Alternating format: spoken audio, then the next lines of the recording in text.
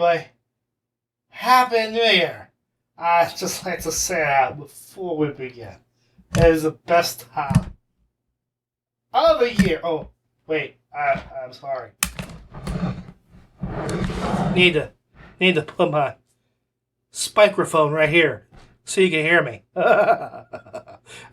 So pop a cork, and if you got that thingamajig that that thing, what? Do that. But before we begin, I'll say Happy New Year again, and I will tell everyone, hello, welcome to the LitRPG Audiobook Podcast. I'm Ray. I've been partying for a little bit, and I came in to do the show because I love you guys. I love you guys so much. I don't know how to say it. So, I'm going to review some classic and recent LitRPG audiobooks for you today. So please listen because I love you. I love you all. I love you so much. You guys are great. You're the best. The best.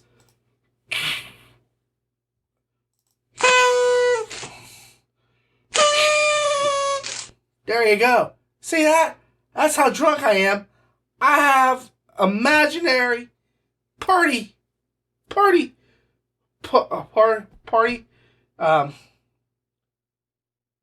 favors.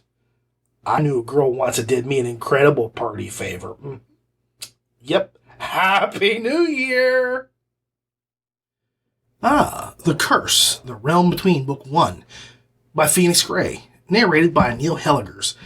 The series is The Realm Between, and the book length has 8 hours and 28 minutes. Really that lazy these days that it was easier for them to call his company than to follow a cord? The answer was yes. Unfortunately, the world he lived in was full of morons that never ceased to amaze him. Life became stale, for lack of a better word. He settled into his droll existence, fixing computers during the day and escaping into the fantasy worlds he'd wanted to help build at night. It was bittersweet every time a new game came out. While he loved playing them, it was also a reminder of what his life should have been.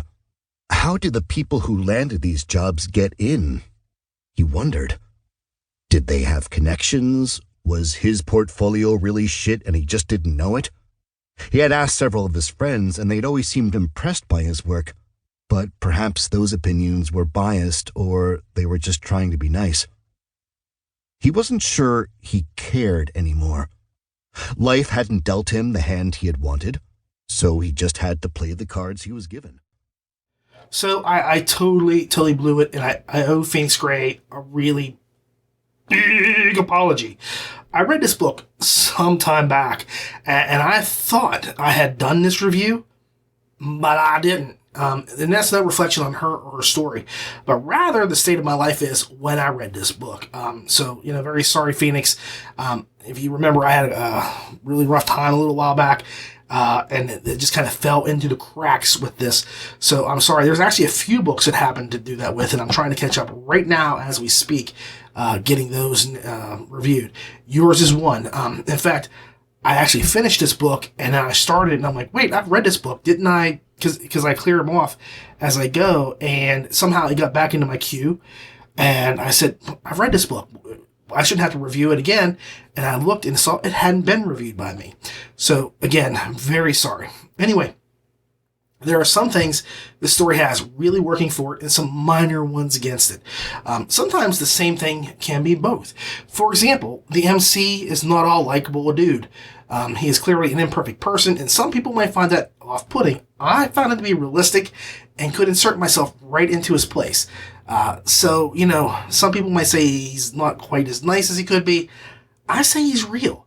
Secondly, I enjoyed that the story is just a little dark. This isn't the happy-go-lucky Shire with the little hobbits bouncing around and fluffy bunnies. This is a place where bad stuff has happened and is affecting everything as it happens now. The land, the people, the animals, etc. all tainted by darkness of some sort. The MC sets off to curb this encroaching evil, and this is where the story kind of turns into a slice of life adventure. Now, in the past, this is where it would have lost me. I will be honest with you. I am not a really big fan of SOL, slice of life, unless it was Dexter's boat from the TV show Dexter, because slice of life was really great in that book. In that show. But anyway, to this day, I've kind of come to realize that slice of life is a staple of the genre. It's a staple of most things. People do that, and I don't have anything against it. I used to. I'm kind of getting to a point now where I'm used to it. But I did have a point where I needed to get used to it, but I've gotten through that. So looking at it through that lens, I can see this is a decent story, even if it isn't building towards some incredible setup for book 2. And that's what I'm usually used to. There's a point you get from here to there, book 2 goes from there to here, and then it gets to book 3 from there to the end, and it wraps up stuff, or it closes that chapter and it opens another door for another trilogy. I'm a big guy of trilogies. I really like trilogies. As a bonus, I would invite you to see if you can figure out who the villain is in this novel. You might be surprised. The big issue is I think most readers will have is the book's ending, and all I can say is that this is part of a series, and this is where book 1 ends. It's kind of abrupt or whatever, but I know there are some people who get a little miffed at the way the story ends, and I get it. And usually I don't take off points for that, and I think I just did a review not too long ago where I did take off points, but that's because there was a couple other things here. Endings like this are not an issue for me. However, as long as I know there's more coming, is cool. The narration by Helligers is right on point. I mean, he is on fleek, whatever the hell that means. I don't speak this language these kids have today with my fam and stuff. Anyway, Helligers brings it right on point. He brings the characters to life. He adds to the humor. I mean, Neil has really grown on me since The Great Filter, which is, I think, one of the first books I have listened to him with. I mean, he is a really good fit for the characters in this book, as his voice seems custom made for them. His storytelling elevates this tale a lot. Not to say it's not a decent book to start with, but I think that Helligers has a power to elevate whatever he's doing. If he was reading Shakespeare, it would get that much more better. So it's not a slight against Phoenix when I say that. All I'm saying is that Neil steps in and makes the magic happen. Overall, I think the book does entertain and holds your attention, has great narration, but it does kind of wander a bit as an SOL story, and the ending I know will piss off some people. So my final score is 7.9 stars. It's good. It could have been a little tighter on the ending, and we could have been really cool, but like I said, I understand the slice of life stuff, and that was okay, but like I say, for me, I need a little bit more tightness in there. But otherwise, it was a really good story. I would like to read the rest of the series. So that says it all unto itself that, it was good. So enjoy this book because it's worth it. Oh. Do I see Fostering Faust, book 3 by Randy Darren? Yep, narrated by the lovely Stephanie Savannah, with a book length of 13 hours and 30 minutes. Getting out of the carriage, Alex took in a deep breath and let it out. It was good to be back in Brit. There was a smell to the place he'd never identified, but which he could only associate with Brit itself. Even if it was so late at night, it might as well be the next morning. Then again, Rebecca, Sylvia, and Eleanor had all slept with him in a pile in the middle of the carriage. They'd gotten out at the gate to start tending to their duties. "Alex," Carla said as she stepped up to him from around the corner of the carriage. Turning, he smiled at the taller woman. Her black hair was curling into ringlets now, her complexion looked very healthy, and she had a solid weight to her made up of firm muscle and good nutrition at the same time. She smiled back at him, and the scar that ran from her cheekbone to her jaw gave it a grim look. Carla looked healthier, happier, like a normal person. But she was still his bad girl. See, this is the way to end a series. FF3 really pulled out all the stops and did right by each of the characters. Everybody got a spotlight, and there's one thing I want to say about the series. I'm shocked at how easily I got taken in by the numbers, by which I mean that I preferred the girls be referred to by their numbers rather than their names. That doesn't really happen very often, but I don't know what Randy Darren did here. but it worked for me really well. After saying that, you'll kind of find it funny to hear me say that all the girls, out of all of them, Nanny was my favorite for a number of reasons. Can I tell you one of the big reasons? Stephanie Savannah. Savannah came onto a hard series to read. It was one of those series I really believe that Randy Darren was kind of afraid would be the big backlash book for him.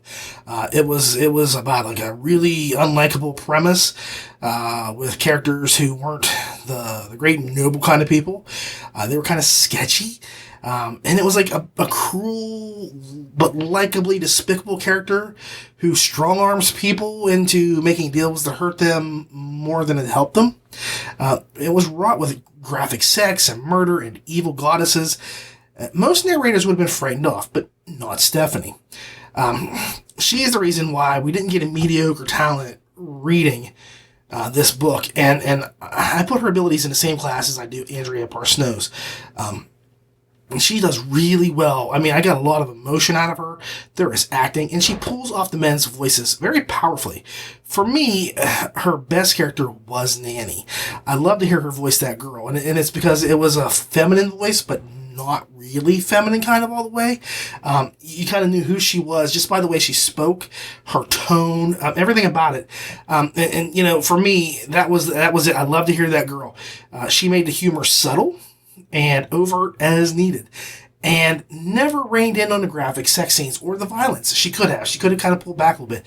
She went full bore. She really put her stamp on this series, and is undoubtedly why it is probably one of the best series in William Moran's and Randy Darren's shared universe. I don't want to call her an unsung hero because she's very clearly sung, but she really knocked this whole series out of the park, and I applaud her for her courage, her convictions, and her capabilities, because this was a great final book, but it was a great series overall. Now, as for this story, we kind of get to see Count Inferno deal with the rebellion, invasion sort of thing, and prove conclusively that he can just wait to be king. I just can't wait to be king. Yeah, he doesn't want to be king. He proves it here.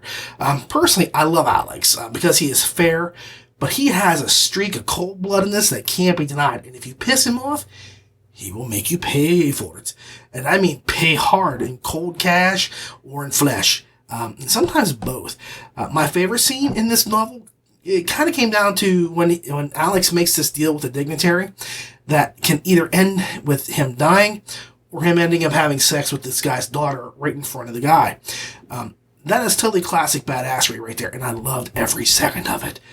Really, really well, and smartly played, smartly done, and really says a lot about Alex's character. The story does wrap up rather neatly and sets up the next trilogy in the series with assurances made that the team will be together for some time. I was really glad to see this series stay right on a level playing field throughout.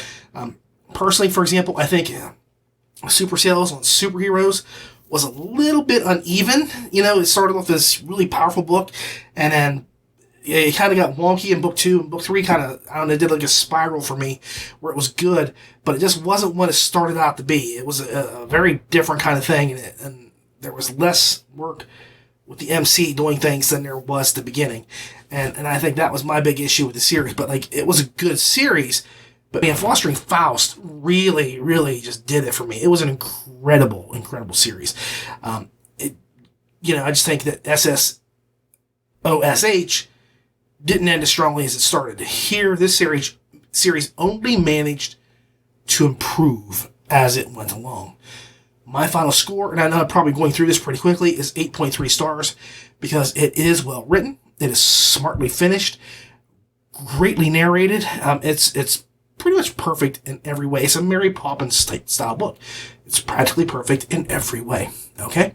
So dig it, baby. I mean, this is a good book, and it can deal with some really tough issues, but it's worth it. It's really worth your time.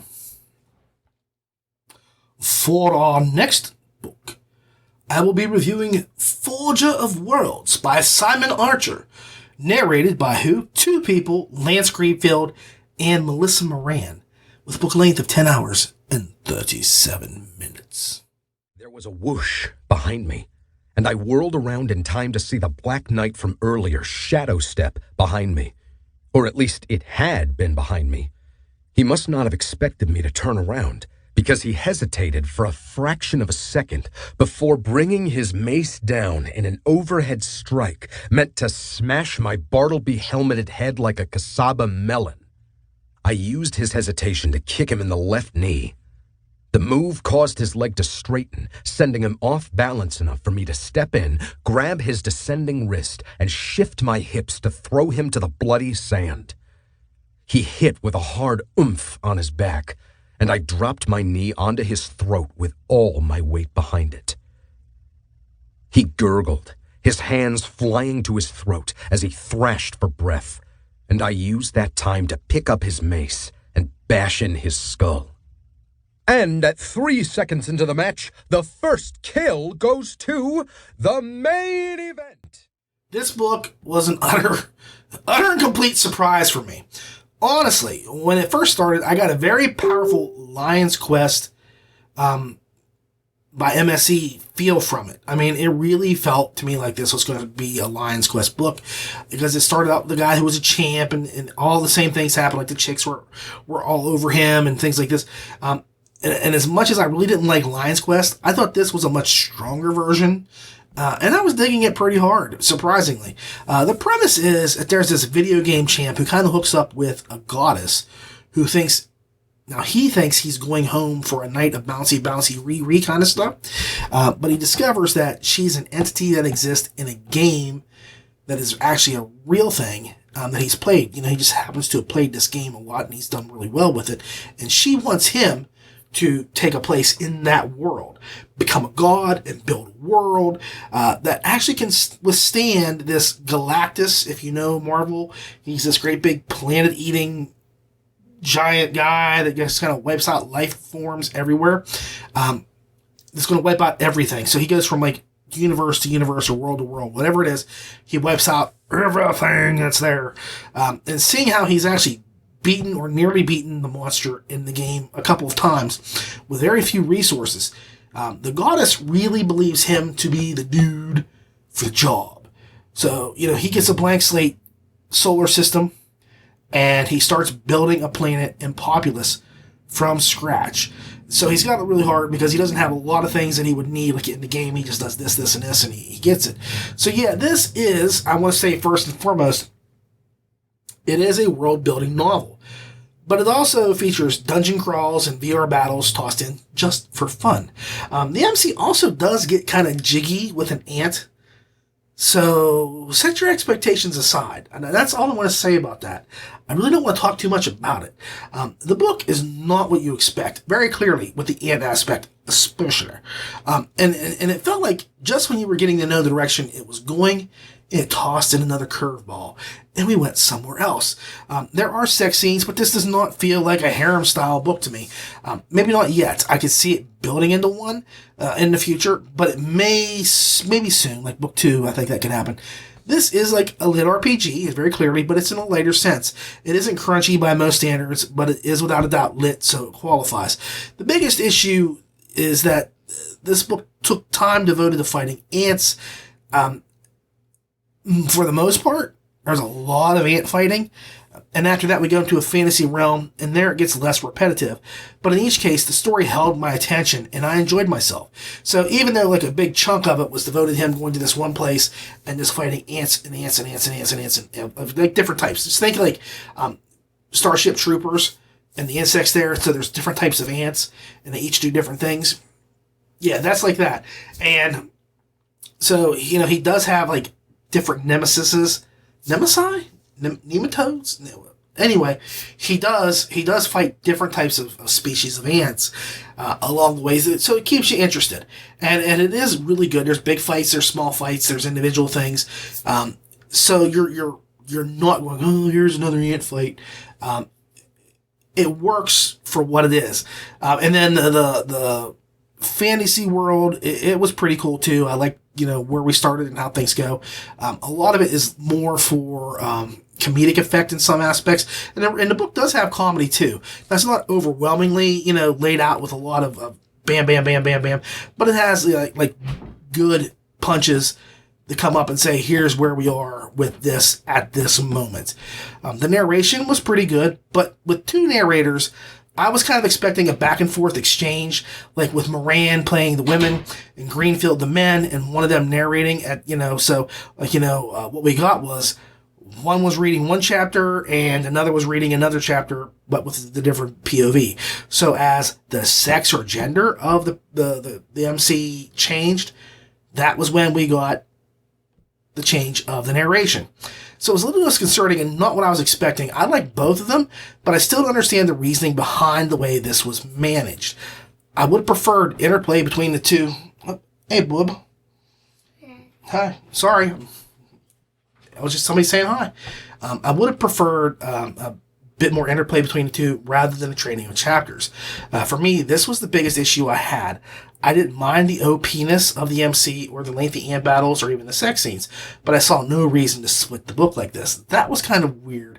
And like I say, it was jarring. Every time that happened, I was kind of like, where did that come from? Why did that happen? And what's the deal here? My final score is 8 stars. Why? Because of the narration more than anything. I was really disappointed with the swapping rather than sharing of the story, and each time it happened, it derailed the flow of the book. Otherwise, I really look forward to more from Mr. Archer. This is a really good series, and I think it's got a lot of potential, and I think it's going to get really good really fast. Well, ooby dooby doo, look what we got here.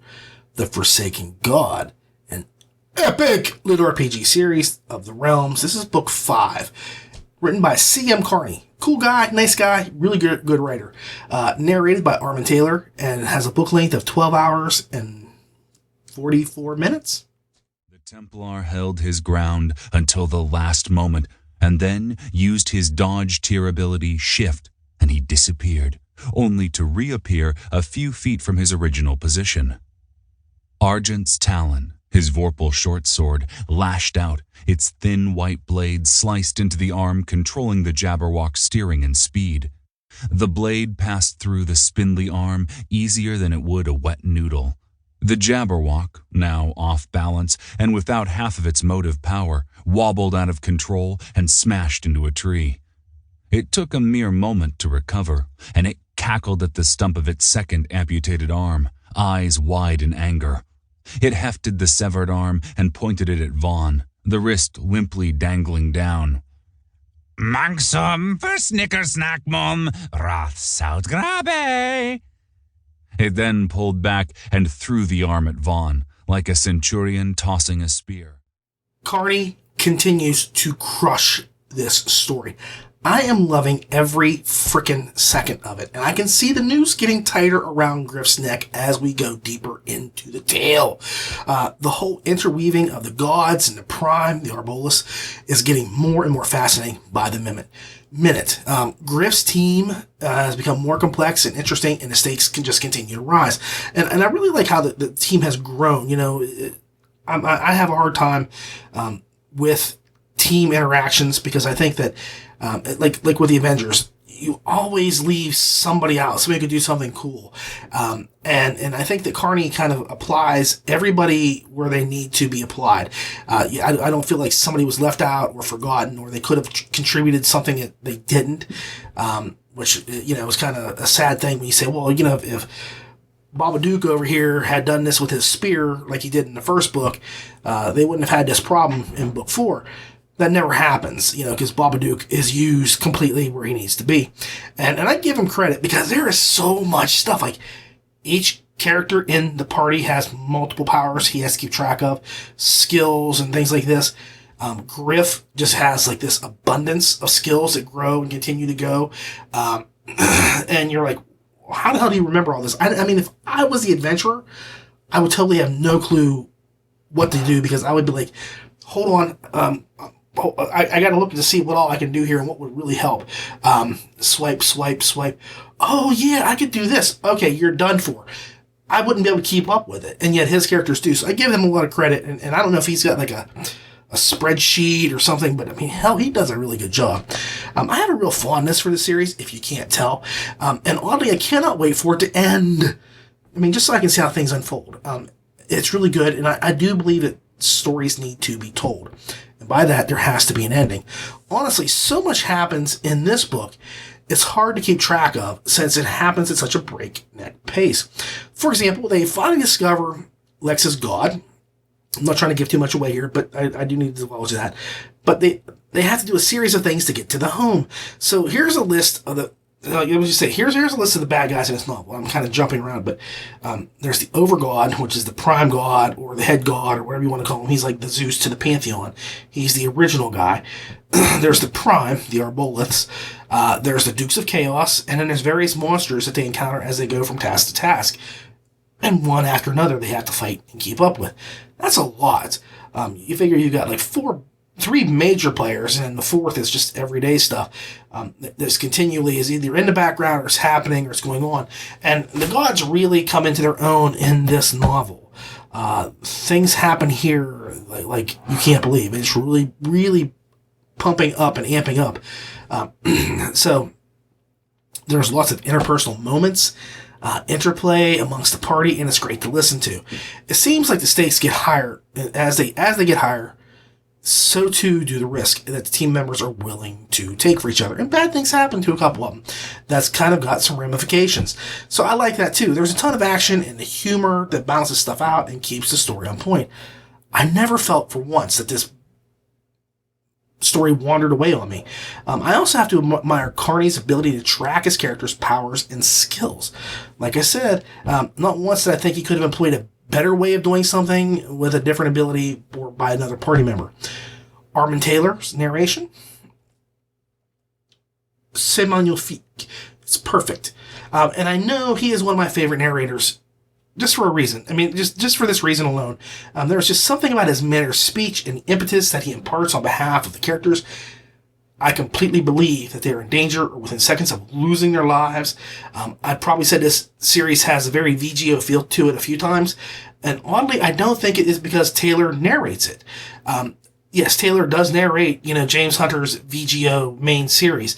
But I don't equate that series to this one because of Taylor. If I look at the characters and how they're used and the parties and things like this, and the epicness. I mean, both series are very epic and overwhelming and just huge. And for that purpose alone, I think that, it's very VGO in certain ways. Taylor's narration is just like icing on the cake for me. But then anytime I hear him voicing a tale, it is the icing goodness that I deserve. I don't really deserve it, but I get it anyway. My final score, and I really, really don't go into a lot of detail here. I just kind of rambled and ranted and just said, here's what's great about the book, because I try not to give away a lot of secrets, and this book has a lot of stuff pop up. But there's a lot of stuff that happens here. This really kind of blows up, and it gives you the next point. Like I said, I hate to see the series close, but I want the final book in my hand soon. Because I need to see how this ends. It's a truly magnificent story. It makes me want more every time I finish a book. I just hate to see it go. But then I wonder, what will Carney do after this series? Because he's got to have more stuff in the slew ready to go. Because this is just a great series, and he's wrapping things up. So he's really prepped to do this. Smart writing plus fantastic narration combined to create one of the strongest lit RPG tales out today. Final score, 8.4 stars. I'm really, really excited to where this story is going and how we're going to end. So get this book. Check it out. No reason not to.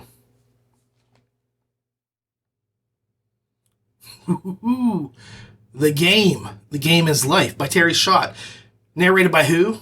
Luke Daniels, with a book length of 9 hours and 19 minutes. He woke up in a white room. The walls, ceiling, floor, lights, everything was white. He couldn't remember how he got here. What he did recall was severe pain, followed by a sense of leaving his body, floating above it as people stood around him. Then the room had disappeared and he was moving toward a tunnel of bright light. The closer he got to the light, the faster he flew. He streaked into the light, slammed to a stop, and lost consciousness. Now he lay on a table in a white room with a thin sheet draped over his body. He recalled hearing stories from people who had almost died. They had moved toward a light like that, but they had always come back. No one ever talked about going into the light. Am I dead? His voice sounded different.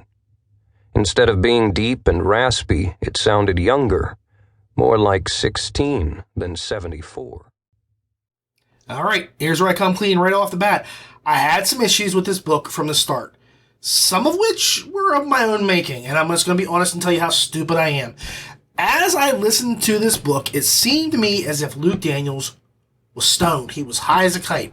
He was speaking at a slower rate than usual. He came off as disconnected from his material. And then I realized I was listening to the book on 3/4 speed. Don't ask me how it happened. I have no idea. All I know is as soon as I started, Luke was talking like this. And everything was very, very mellow. And it was an epic fail on my part. And I had to go back to the beginning so that my opinion wasn't tainted by my initial reaction to the reading. Because honestly, I almost stopped listening to the book. I was like, what is wrong with Luke? I could not believe the job he was doing. I was like, the dude sounds stoned. Had nothing to do with him. It was my dumb fingers. So anyway, let me get into the game itself. The game has a very interesting premise. Earth, E-A-R-T-H, is a gaming world in which people IRL go to learn and get experience.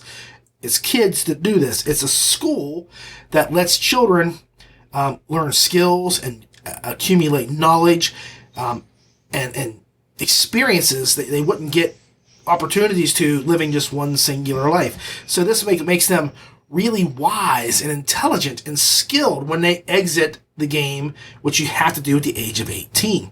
Now, there are some issues with the game. The game you have to leave when you turn 18, or if you run out of credits, because it allows you to earn credits. Other than that, the game seems to be great for everybody involved in the game. Like I say, when they turn 18, they get booted and go to work in the real world. And failure, I have to say, is not fun. It leads to some really horrible consequences for those dropouts. But I really liked the idea of players completely forgetting that they were in a game and living actual lives over and over and over again. And the thought that our Earth is the game is really pretty meta. I mean, honestly, there's a lot of themes that could be explored here, such as, what do you think of the real world, with the afterlife? Would you think that the real world was the afterlife? Is this a form of virtual reincarnation? If we had only a slight idea of what was happening, would we make it into a religion? Some of these ideas are examined, some are not. But you can see this is a thinking book right off the gate. Right out of the gate, right off the bat. It really does have questions for you.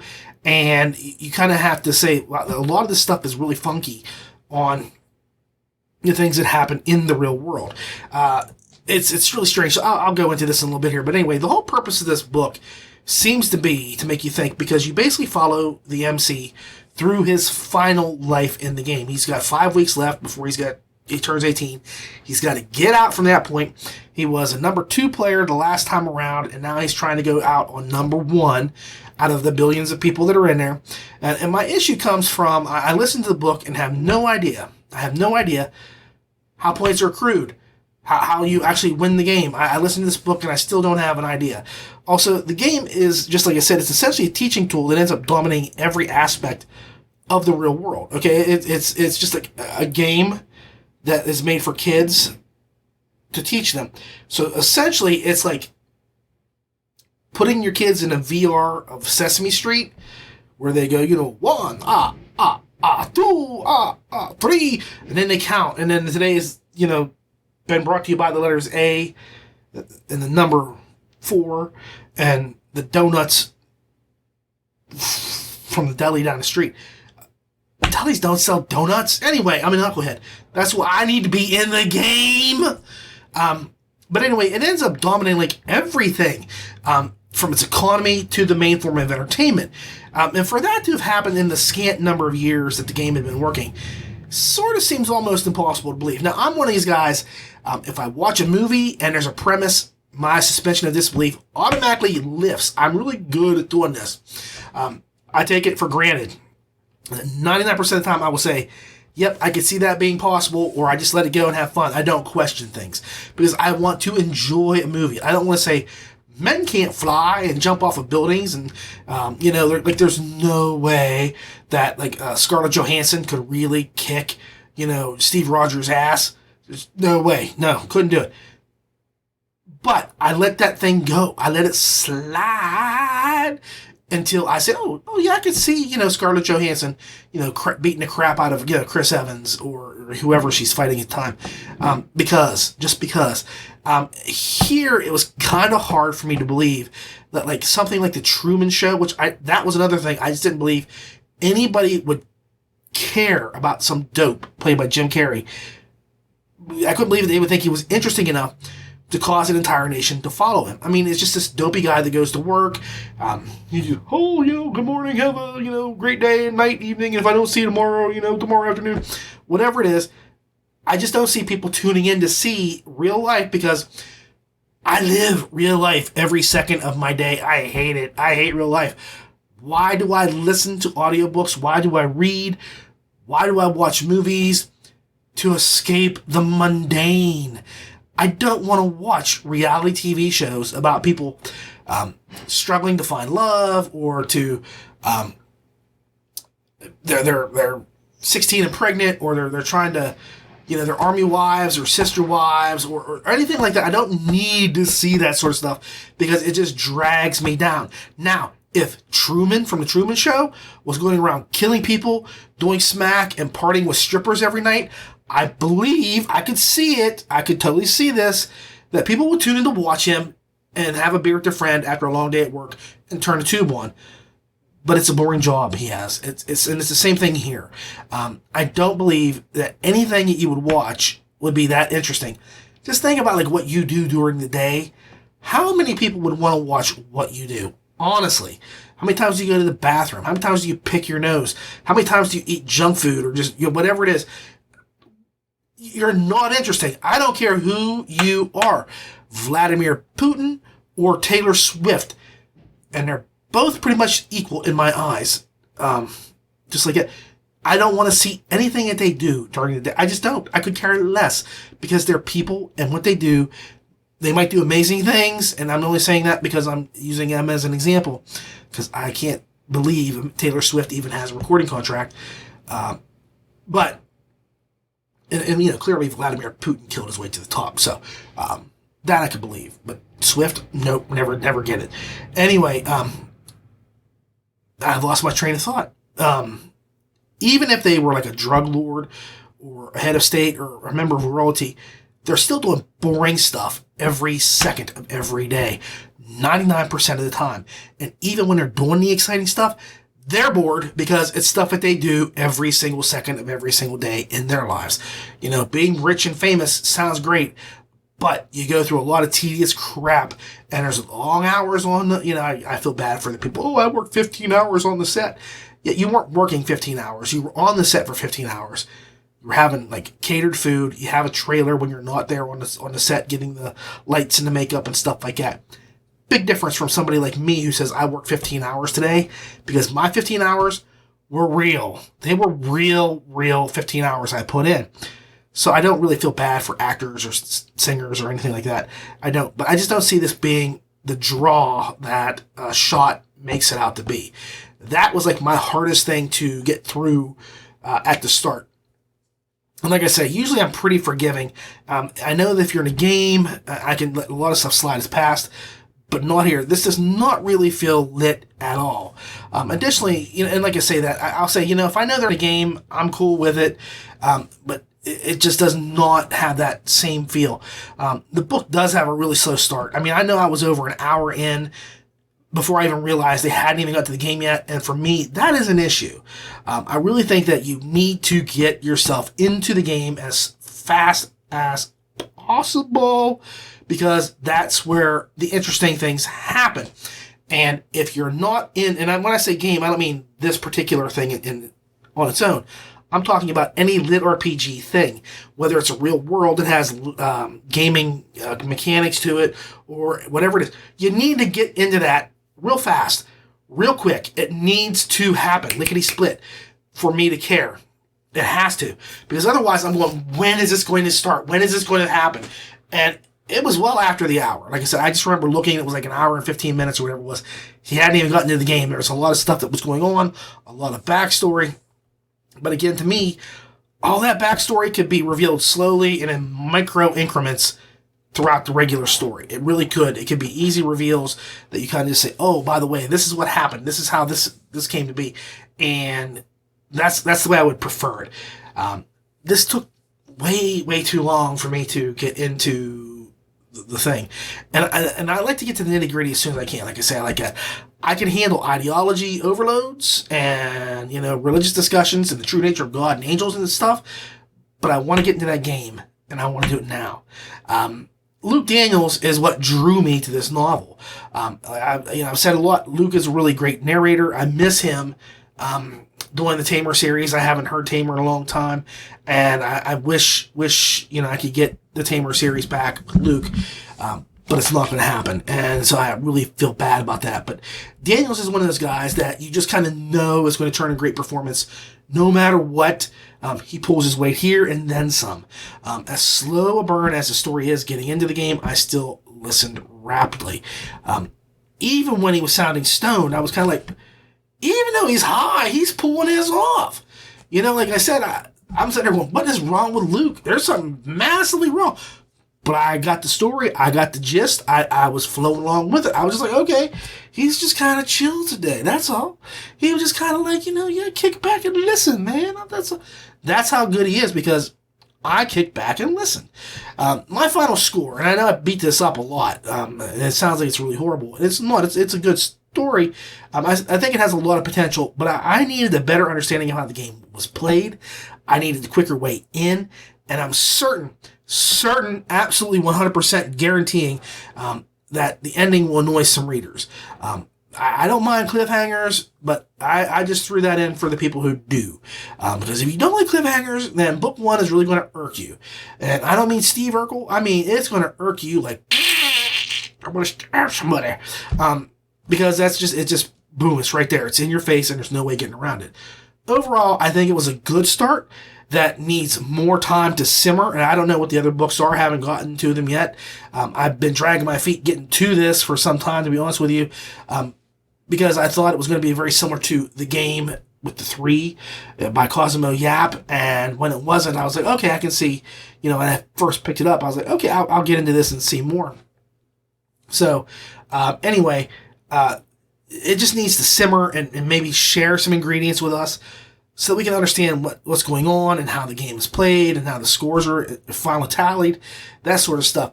My final score, if you want my tally, is 7.5 stars. It's not a bad book, and it's well written, and it's got great narration. It just kind of doesn't leap out at me like I think it should for a Luke Daniels novel of anything. So 7.5 stars. It's good. Give it a shot. You may like it, but like I say, beware. It's a long entry. There's not a lot of explanation. It doesn't quite have a lit feel, and it has an ending that a lot of people are going to say, I want an explanation for this. So just heads up with that one. Well, everybody, that is our program for the day. This is the new year. It's a new start. I hope it has been a happy one, and it will be a blessed one for you as you go through the year 2020. So you should have perfect vision in everything that you do as you go through the next year here. Nothing to say, but I am really happy to be a part of this, and I am so looking forward to the things that are happening in my life in 2020, no matter how bad things can look or how bad they can be. I think 2020 is going to be the year. I just had to get through 2019, I think. And I think it's the same with a lot of people. This is a fresh start, and I think that I'm coming out swinging in 2020. So just watch out for things, because it's going to escalate real fast, real hard. And I'm going to be a really, really enthusiastic person as we go through the new year. So please do the same thing. Give 100%, take 100%.